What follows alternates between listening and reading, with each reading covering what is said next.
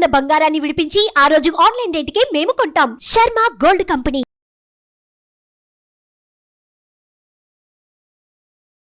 నమస్తే, welcome to Suman TV. నేను మీ యామ్ని. ప్రస్తుతం మనతో ఉన్నారు యజుర్వేద స్మార్త శ్రీ విద్యా పూర్ణ దీక్షితులు, దీక్ష ప్రదాత అర్హులు బ్రహ్మశ్రీ కమలానందనాథులు గారు ఉన్నారు. వారితో మాట్లాడదాం. నమస్కారం గురుగారు. శుభమస్తమ్మ. గురుగారు, ఇప్పుడు శ్యామలాదేవి అమ్మవారిని అంటే ఆరాధించడం వల్ల అసలు సాధకులకండి ఎలాంటి ఫలితం అనేది ఉంటుంది? కేవలం ఫలితాన్ని కోరుకునే శ్యామల ఉపాసన చేయడం అనేది సరైన పద్ధతి కాదు. కాకపోతే సాధన చేసేటప్పుడు వచ్చేటువంటి ఫలితాల గురించి మాత్రం మనం మాట్లాడుకోవాలి. వాక్సిద్ధి కలుగుతుంది శ్యామల చేయడం వల్ల, గొప్ప తేజస్సు కలుగుతుంది. ఇక విద్యార్థులు కొంతమంది శ్యామలాదేవి యొక్క ఉపాసన చేసిన వాళ్ళు ఉన్నారు. విద్యా మార్గంలో అంటే విద్యాభ్యాసం చేసేటువంటి వారు సైతం శ్యామలాదేవి యొక్క పూజను ఆచరిస్తున్న వాళ్ళు, మంత్రగ్రహణ చేసి సాధన చేస్తున్న వాళ్ళు ఉన్నారు. వాళ్ళకి సద్బుద్ధి కలుగుతుంది, జ్ఞాపక శక్తి చాలా అధికంగా ఉంటుంది. శ్యామలలో అంతర్లీనమైనటువంటి రాజశ్యామల మహావిద్యాక్రమం ఆవిడ యొక్క సాధన చేస్తే రాజ్యాధికారం ప్రాప్తిస్తుంది. రాజ్యాధికారం అంటే ఉన్నతత్వం అన్నమాట. రాజ్యానికి అధిపతి అవుతాడని కాదు, జీవితంలో ఉన్నతత్వం ప్రాప్తిస్తుంది, ఉన్నతమైనటువంటి విలువలు కలుగుతాయి. అందుచేతను శ్యామలారాధన చేయడం వల్ల ఇలాంటి ఫలితం మాత్రమే ఉంటుందని చెప్పడానికి లేదు. ఒక వ్యక్తి ఏదైతే తన మనస్సులో తన జీవితాన్ని వృద్ధిపరచుకోవడానికి, తన జీవితం ఇలా ఉంటే బాగుంటుంది అని ఆలోచిస్తాడో అటువంటి చక్కటి మార్గాన్ని ప్రసాదించేటువంటి మహావిద్యాక్రమం శ్యామలాదేవి. అంటే ఈ అమ్మవారిని అంటే ఏదైనా ఒక కోరిక అనుకొని మనం ఈ నవరాత్రులు అనేది చేసుకోవాలండి? అంటే ఎలాంటి కోరికలు అంటే చదువు పరంగా, సంతాన పరంగా చేస్తే ఫలితం ఉంటుందండి?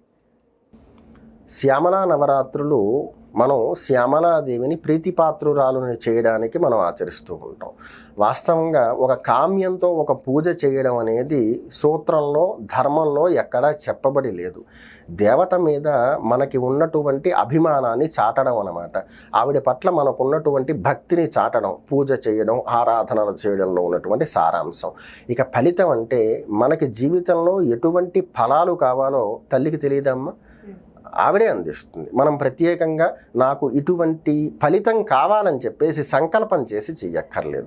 కొంతమంది చెప్తారు శ్యామలారాధన చేస్తే చదువు వస్తుంది, లేకపోతే ఇంకో ఆరాధన చేస్తే ధనం వస్తుందని చెప్పేసి. ఇలాగా ఒక్కో ఆరాధన చేయడం వల్ల ఒక్కో ఫలితం లభిస్తుంది అనేటువంటి ఉద్దేశ్యంలో ఆరాధనలు చేయకూడదు. ఎప్పుడు కూడా భగవతి ఆరాధన చేసేటప్పుడు భగవతి మీద తీవ్రమైనటువంటి భక్తి శ్రద్ధలతో ఆచరిస్తే కనుక మనకి జీవితంలో ఎటువంటి మెరుగైన ఫలితాలు కావాలో అటువంటి ఫలితాలన్నీ కూడా పరదేవత శ్యామలాంబ కలగజేస్తుంది. గురుగారు, ఇప్పుడు అమ్మవారికి అసలు ఎలాంటి పూలు అంటే ఇష్టం అండి? అలానే పండ్లు అంటే అమ్మవారికి ఏ విధంగా పెడితే మంచిదండి?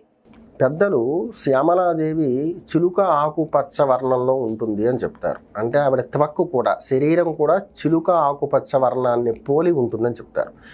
శ్యామల జపం తీవ్రతరంగా చేసేటువంటి వ్యక్తికి చిలుకల యొక్క శబ్దం వినిపిస్తూ ఉంటుంది. అలాగే అతను ప్రకృతికి దగ్గరగా ఉంటే కనుక, అంటే సాధారణంగా నివసించేటువంటి జనారణ్యంలో కాకుండా ప్రకృతికి దగ్గరగా ఉంటే కనుక చిలుకలు ఆకర్షిస్తాయట ఈ సాధన చేసేటువంటి వ్యక్తిని. అమ్మవారికి ఆ వర్ణం అంటే చాలా ఇష్టం. మనం ఈ మాతంగీదేవికి సంబంధించి లేదా శ్యామలాదేవికి సంబంధించినటువంటి నవరాత్ర విధులు కావచ్చు, నిత్యారాధన కావచ్చు, వీటిల్లో ఆకుపచ్చ వర్ణాన్ని ధరించి పూజ చేయడం సర్వోత్తమంగా చెప్పబడిందమ్మా. గురుగారు, ఇప్పుడు శ్యామలాదేవి అమ్మవారికి పూజ చేయాలంటే మేము అర్హులమా కాదా అని తెలుసుకోవాలండి? పూజ ఎవరైనా చేయొచ్చమ్మా. పూజ చేయడానికి మనం అర్వణం చూసుకోక్కర్లేదంటే మనం చేయొచ్చా చేయకూడదా అనేటువంటి సందేహం లేదు. మంత్రాన్ని గ్రహించాలంటే కనుక అర్వణ పద్ధతి ఉంటుంది.